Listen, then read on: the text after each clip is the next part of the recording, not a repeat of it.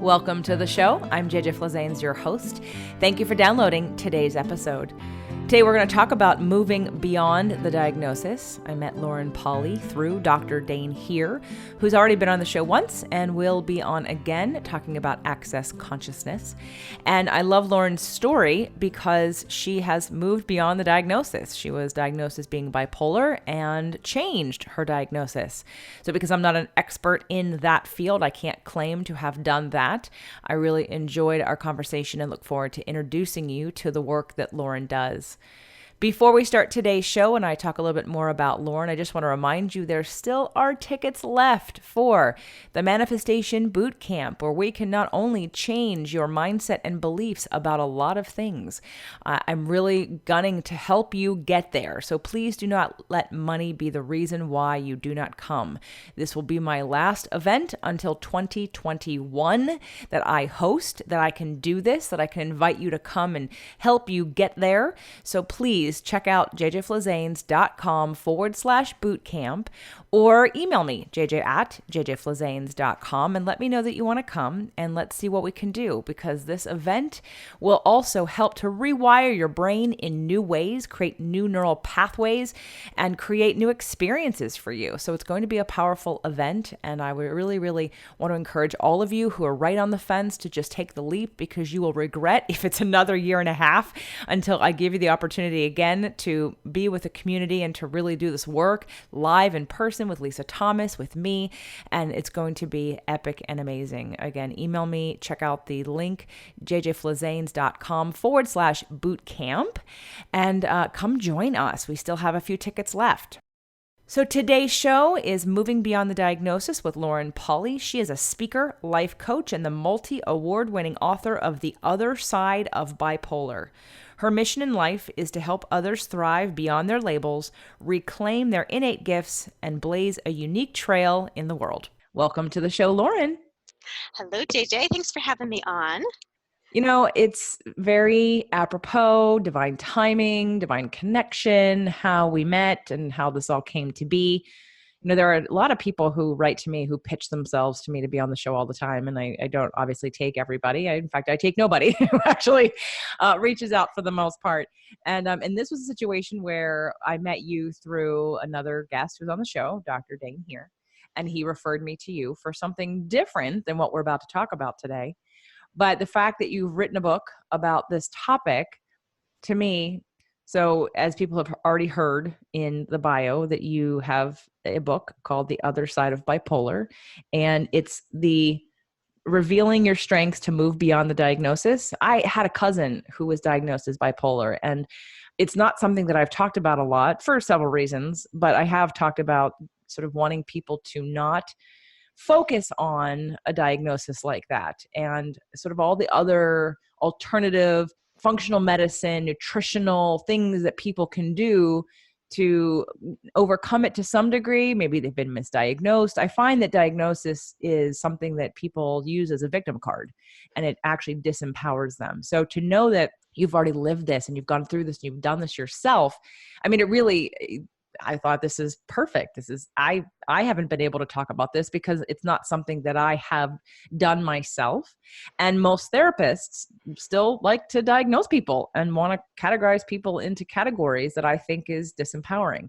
Not the ones I work with, but so anyway, I'm super excited about today's show, and thank you again for coming on and for also writing a book about this particular situation, because I am sure there are people out there who have just been struggling under a diagnosis for so many years and are just looking for people like you who have overcome it and changed your diagnosis naturally and can help lead the way for them to do the same thing. So thank you for coming on the show today.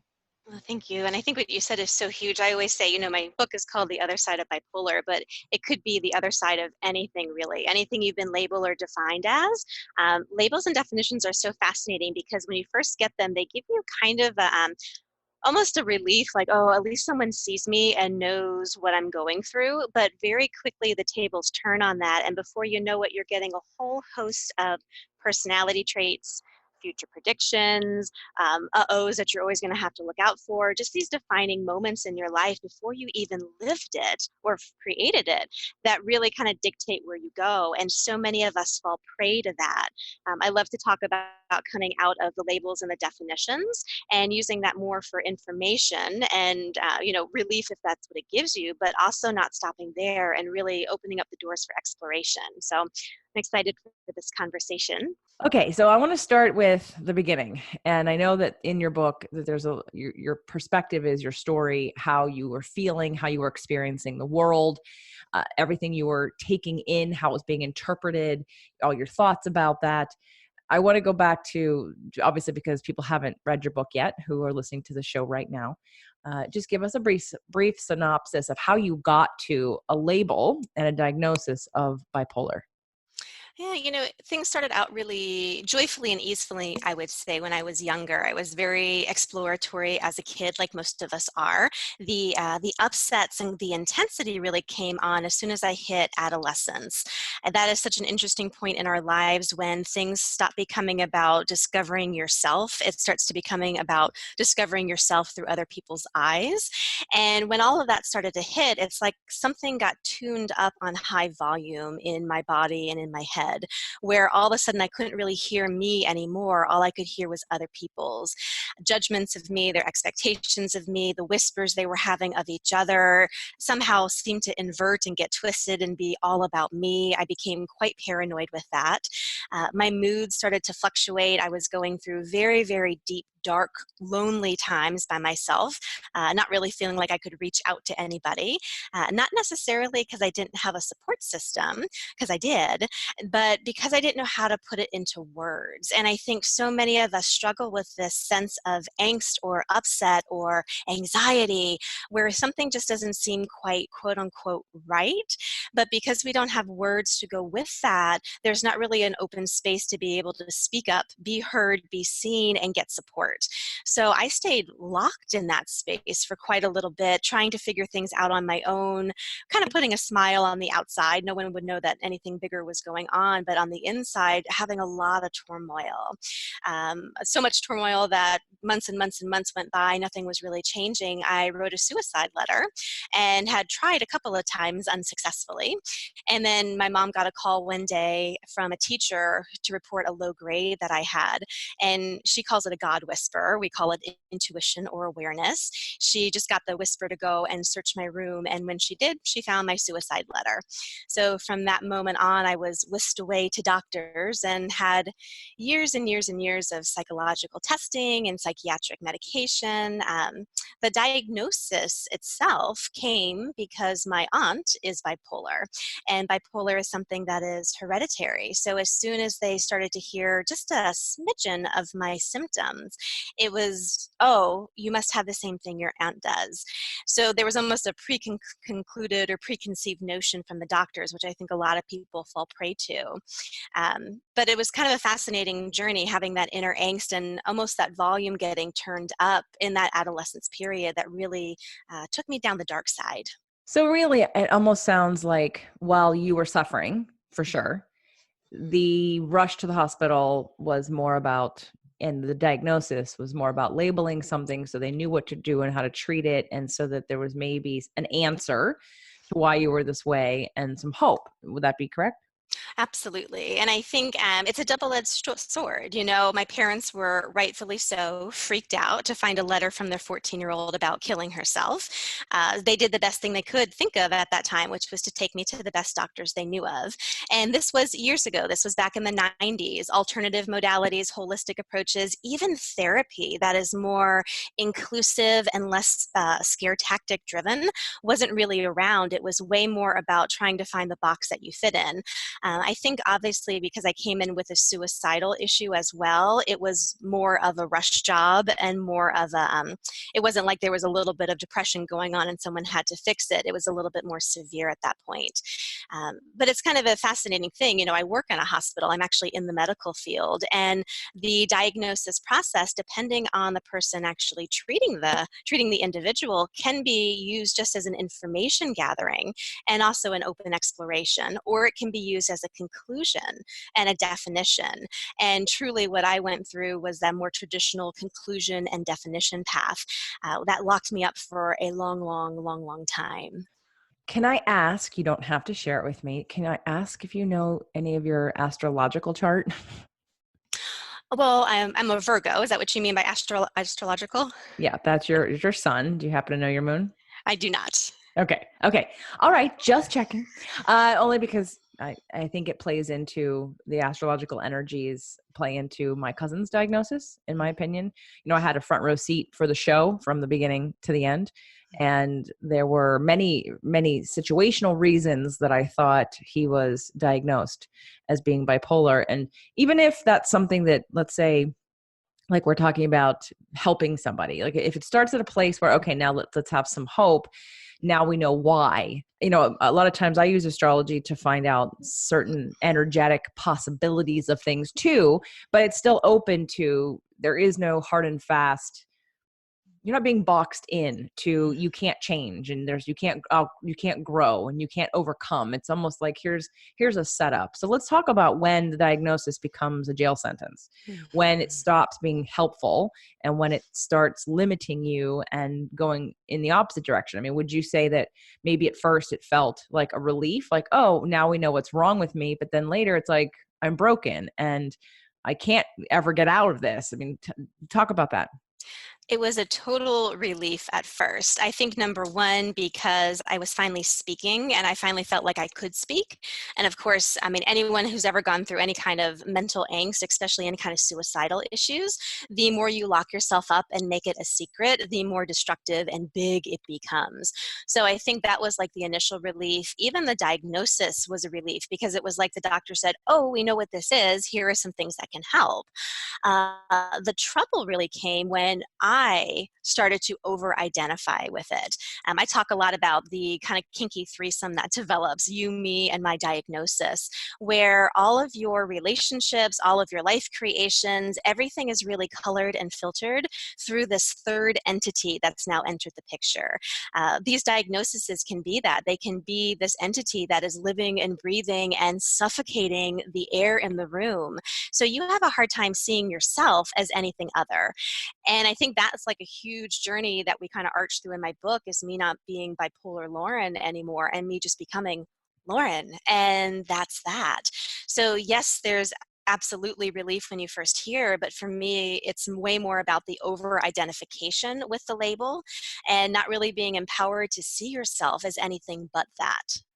So I read some of the book and talking about, like, you're going back to doctors over and over again to test your liver functions and your kidney functions to make sure that the drugs you were taking was not over toxifying you, correct? Mm-hmm. So let's go through that end of sort of the, you know, we got to the end of, you wrote a suicide note because your frustration and depression, if you will, not feeling empowered at that point in your life was so high that you kind of were ready to be like, I'm done. So at what point within this diagnosis and the treatment were you done with the diagnosis and the treatment, thinking there's got to be a better way?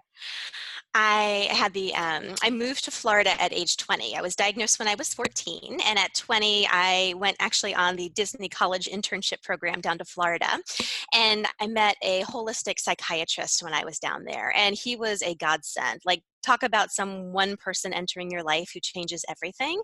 He was the first person in 6 years, six years of being in the medical system, who not only talked about, of course, the medication and the, typical diagnosis stuff.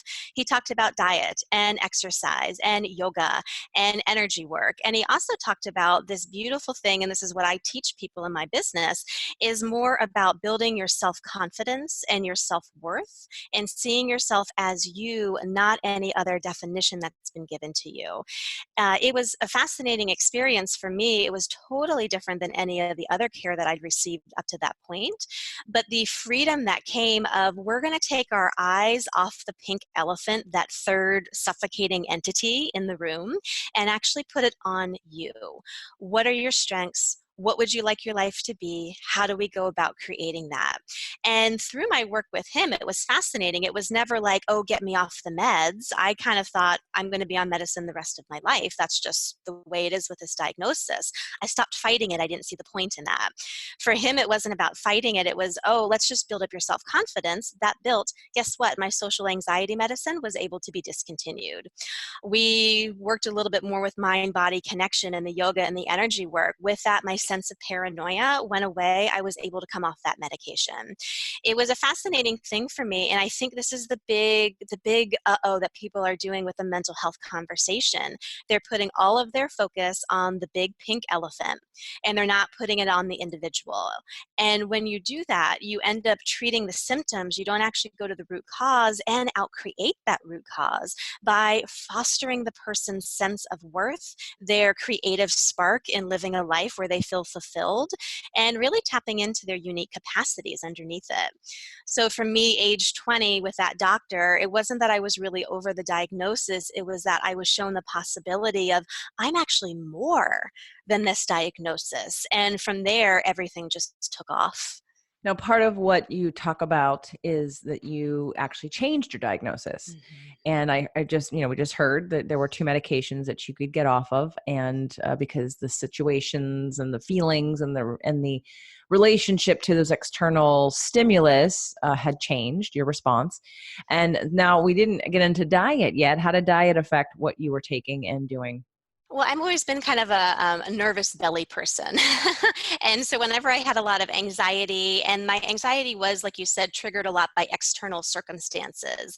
Again, I've always been more sensitive to other people than I have to myself, or at least it's always seemed that way. It seemed louder. So I kind of worked around with a nervous belly for a lot, meaning I didn't eat a lot just because my system would kind of shut down. Plus, a lot of the medication I took too took away my appetite. And I was a ballerina growing up, so I was skin and bones anyway. He was really talking about diet from, yes, there were some supplements that he put me on to kind of help, I did like a metabolic test with him. That really helped kind of even me out. But then also even just having regular meals, it was something that instead of having my body react in such a way where it shut down to other people, I was able to kind of come into more of a communication with my body. So the diet really assisted with that. The exercise too, just getting me up and moving. I was a dancer, but I had given it up by the time that I saw him.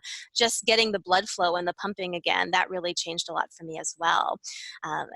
To speak to your point, yes, the medicine, and I did change my diagnosis, but it was his work with me at age 20, and then my own path that I took for the 10 years after that, still working with doctors, and then being able to employ all these different holistic practices. Deeper and deeper and deeper I went. The medicine just got weaned and weaned and weaned and weaned by the doctors until at age 30, I went into my psychiatrist appointment and said, you know what, I'm on such a minimal dosage. I don't think I need this anymore. What do you think?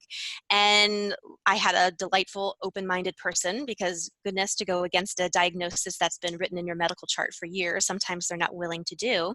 She worked with me. She weaned me off that medication. She followed me afterwards. It was, I think so many people really want to change their diagnosis, but they want to change it immediately. And if you're not willing to put in the work to figure out how you tick, how your body ticks, how your brain ticks, and how you're responding to your environment, sometimes that can be a dangerous path, but there is a way to change it. You just really have to be able to put the work, the time, and the breath, the space to that. It is possible to change things. And even if you don't have a diagnosis overturned like mine was, or come off meds, could you still take that same path just to find a better sense of yourself? Maybe take away some of the medicines that are causing side effects.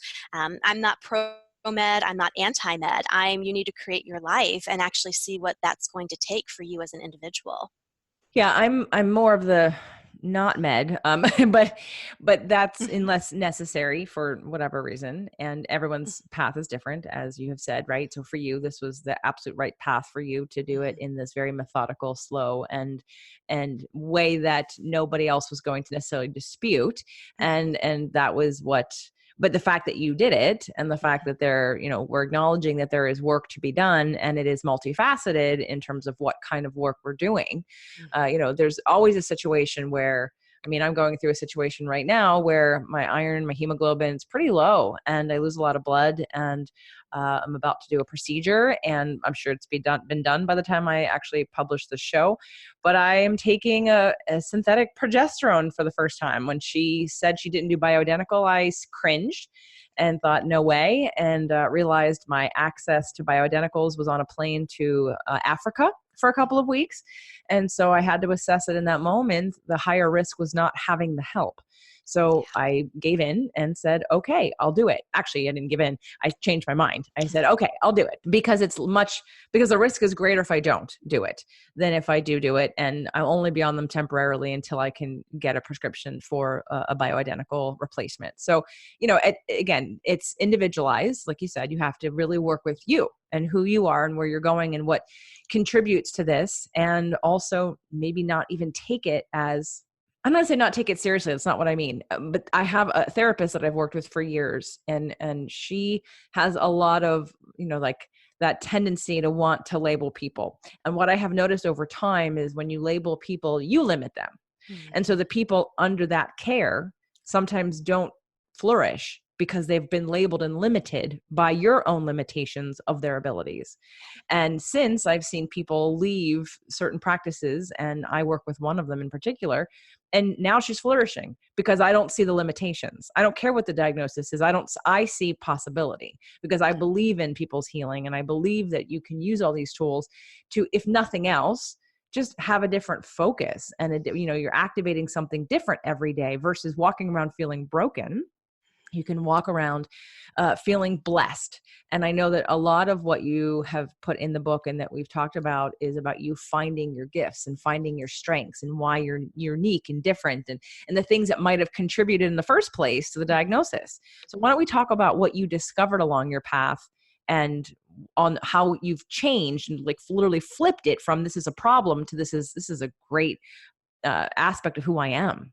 Yeah, that's my favorite topic. And if you read my book, part one is called Revealing Crazy, and that is through the viewpoint of kind of the Western medical system. And part two is Revealing Brilliance. And that is taking kind of mirrored scenes, exact same situations that I went through when I was younger and struggled with, but applying it through the lens of awareness and through the lens of possibility. And I think it's so fascinating because a lot of the things that do send people down the rabbit hole, so to speak, with mental health are actual capacities and gifts that go misdiagnosed, misunderstood, misutilized. Speaking for example, when I said everything was really good when I was younger and then I hit adolescence and kind of, everything went super, super loud, I am very, very aware. You could call me sensitive, you could call me psychic, you could call me empathic. I'm a medium, I work a lot with spirits. There was a lot of activity around me. And because the noise got turned up in kind of yucky middle school adolescence, the volume got turned up on how I was feeling because there wasn't really a beautiful, not even a definition of who I was, but just a clarity and an empowerment of this is who I am and this is what I'm aware of on the outside. Now, it's fascinating because that was something that literally had my moods bouncing all over the place. I started having very, very, very dark visions, a lot of different stuff going on. But it's also a capacity that I've utilized throughout my entire life, not even realizing it.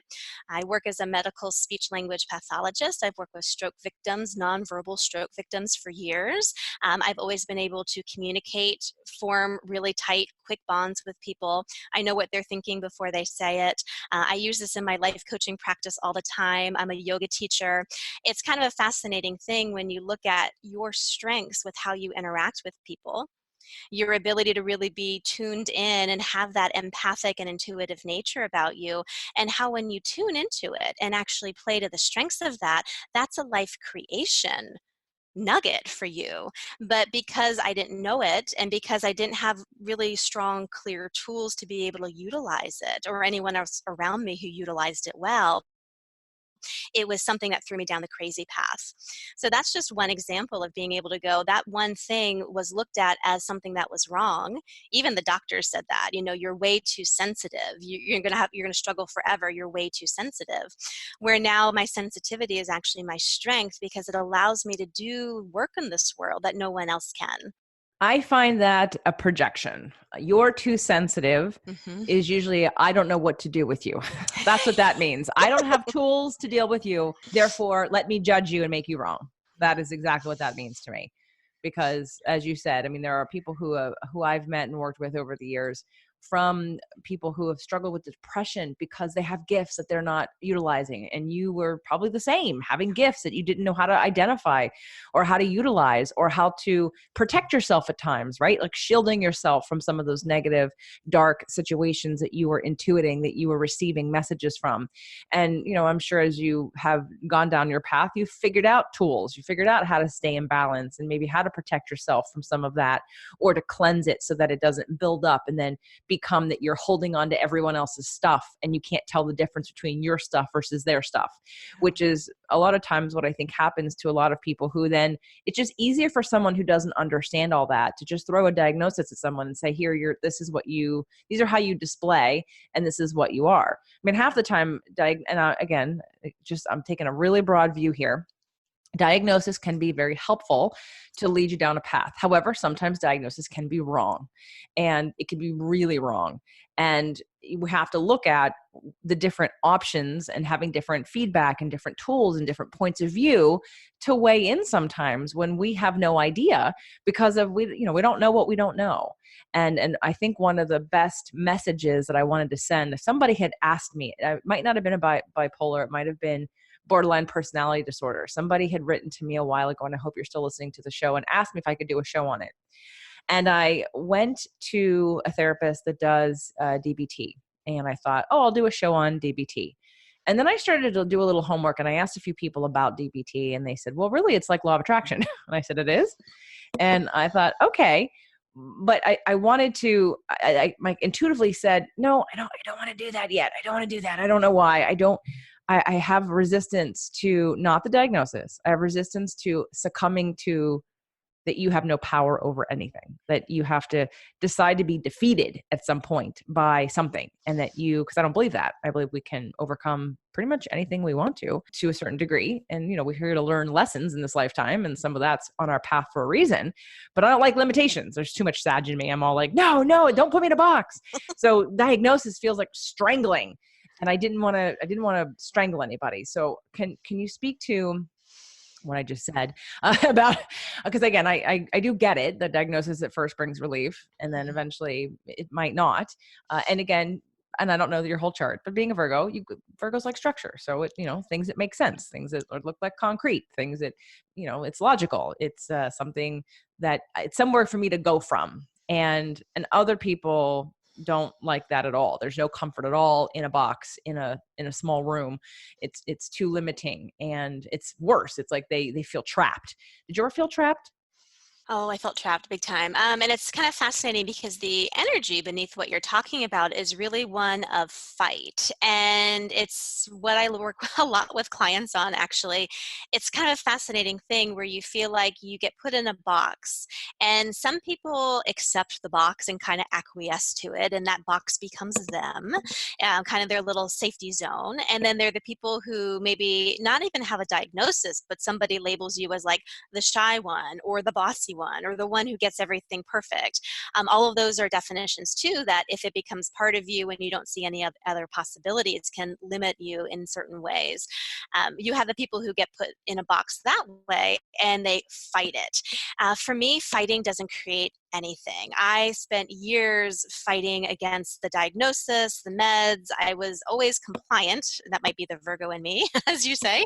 But it was kind of a funny thing. Whenever I had an internal battle, it just created more havoc. And there is something to, not to be airy-fairy with this, but there is something to actually relaxing into it, not fighting it, and allowing somebody else, if they're coming at you with a definition, with a label, with a diagnosis. One of my favorite tools from an amazing system called Access Consciousness is interesting point of view, which basically is anytime somebody gives you anything or says anything to you, that is just their interesting point of view.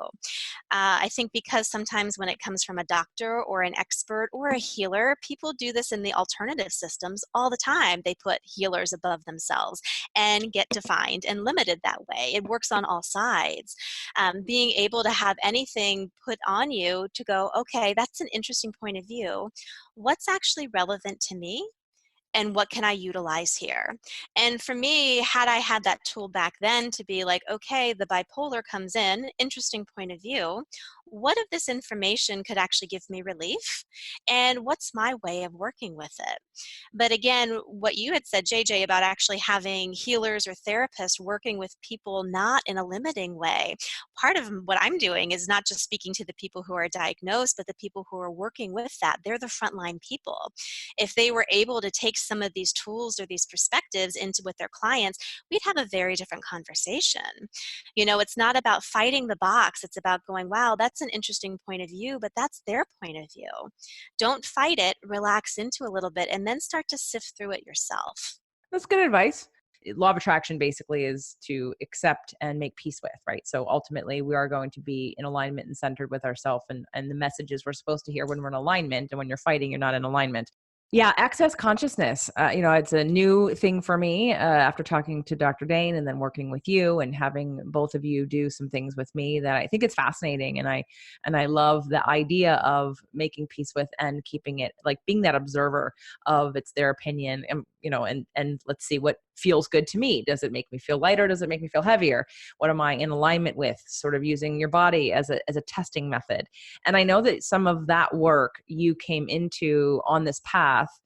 Was it more recently, or was it part of the work that helped you to expand past this diagnosis? It did in a different way. So I came off medication and had my diagnosis overturned doing yoga and meditation, kind of more of the traditional holistic approaches. And then that was maybe 2 years later after I got off medication, I found access consciousness. And I found it because I went to a chiropractor who was working with my spine. And she was saying, I think you have some emotional stuff kind of stuck in your body. So she had recommended me going to an energetic psychologist. So I was very hesitant to go back to therapy again, but luckily she worked in a totally different way. And she was the one who introduced me to Access Consciousness, which is basically a set of tools and practices. Some are hands-on, some are more self-utilized tools to be able to change anything that you desire to change. And to really look at the heart of the matter. And the heart of the matter beneath all of this stuff is really the energy. And to be able to look at energetically what's going on. Just because someone is smiling at you in conversation doesn't mean that energetically they're here for you. There's so many things that are mishmashed and incongruent in this world. And when you're sensitive and aware of that, it can be very confronting because nothing matches and you don't know what to pay attention to. It can make you feel crazy. So Access is amazing because it gives you simple ways, simple to use tools to actually find yourself in the midst of all that noise. Like I said, interesting point of view for anything that's kind of thrown in your way.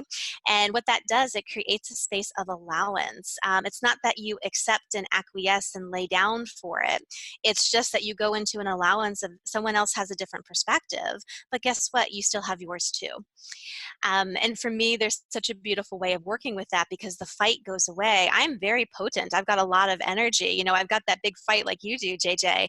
I just noticed that after a while, it was creating more upset in my body, and it was creating more of a havoc energy in my life. That when I was willing and able to kind of come into this more allowing space, it got easier to change things. It's the softer, light touch sometimes that creates more. We're just not taught that. No, it makes complete sense. The state of allowing is where everything works perfectly. So, Yeah. because you're not pushing against it, there's no resistance there. And definitely that is something that we all can benefit from having more of. And so let's talk about, because that's what you're helping other people with now, is that the work that I know that you're in the medical field as well, but talk about so at some point, this all inspired you to start doing different work. And let's talk about who you serve and what's this work. So the work is kind of a mishmash of my background, of course, which my book goes over, but I utilize the tools from Access Consciousness primarily.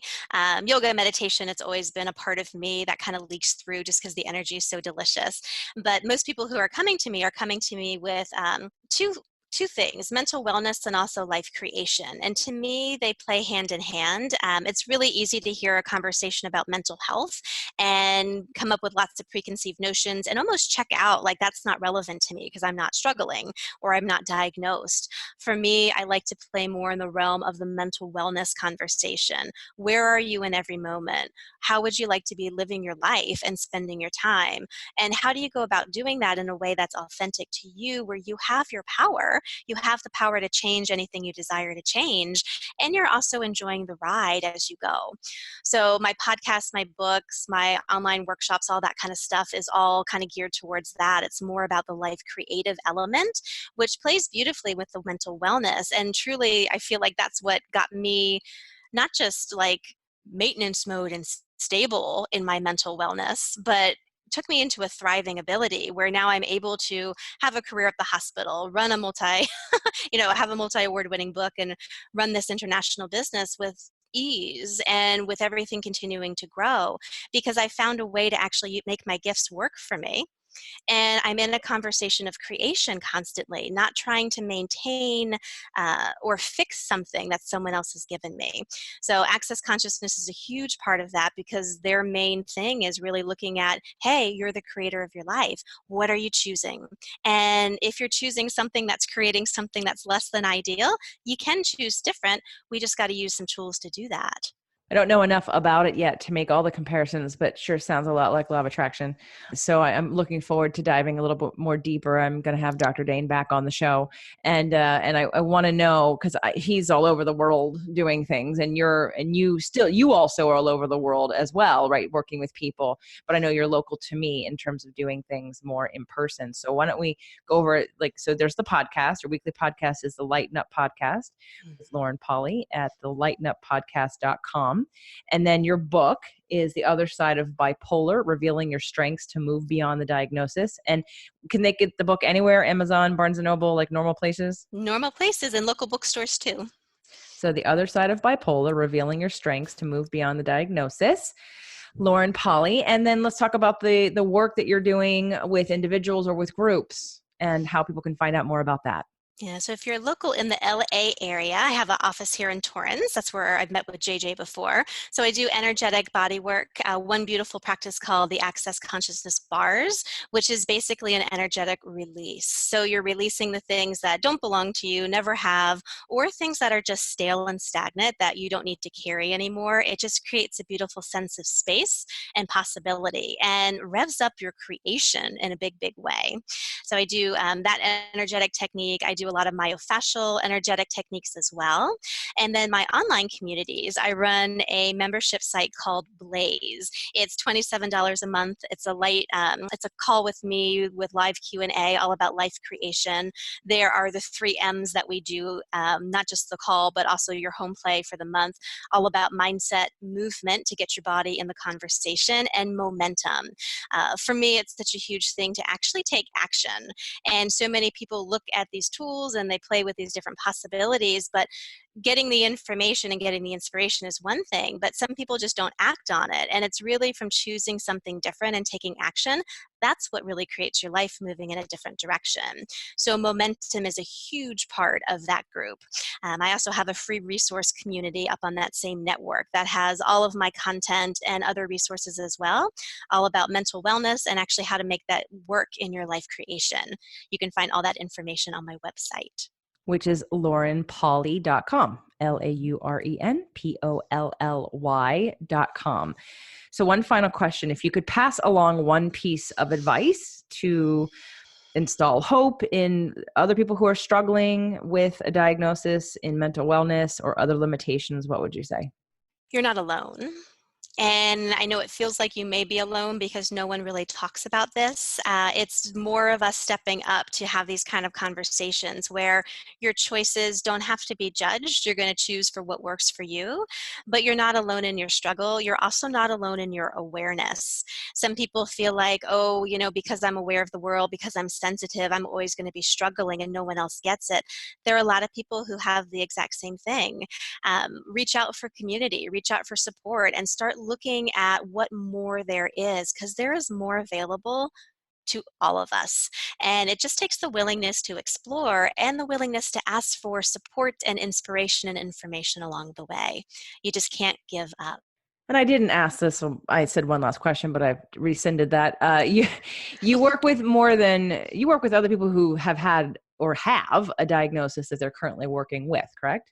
Oh, yes. Yeah. So I see a wide range of people. I mean, I see people who are just straight from I hate calling it a mental institution, but have just been institutionalized. I've got some of those folks. I've got people who are working with a psychiatrist and we're working on life tools and energetic tools while they get traditional care.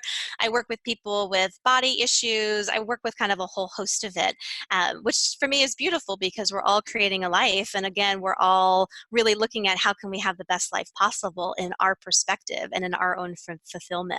So I do work with people from all walks of life, and mental illness is one of them. So because I like to have people feel that hope as well and know that they're not just going to someone, a lot of therapists and a lot of us in all different healing fields do what we need to learn, right? So when we're looking at some of the therapists in their roles, some of them, they're not healed.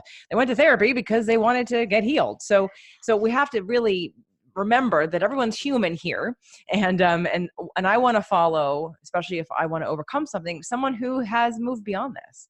So I would say that regardless of whether you're working with someone or not, maybe Lauren can provide some of that hope for you that there is light after, and there isn't an end point, and there's possibly a release of diagnosis in your future and a change in everything in your life, because it really isn't about that label. It's really about living your life, as we talked about earlier in the show. So Lauren, I thank you so much for coming on today. I hope everyone will buy your book and will go to your website, laurenpolly.com, because I just want people to have hope that they can change, they can grow, they can heal.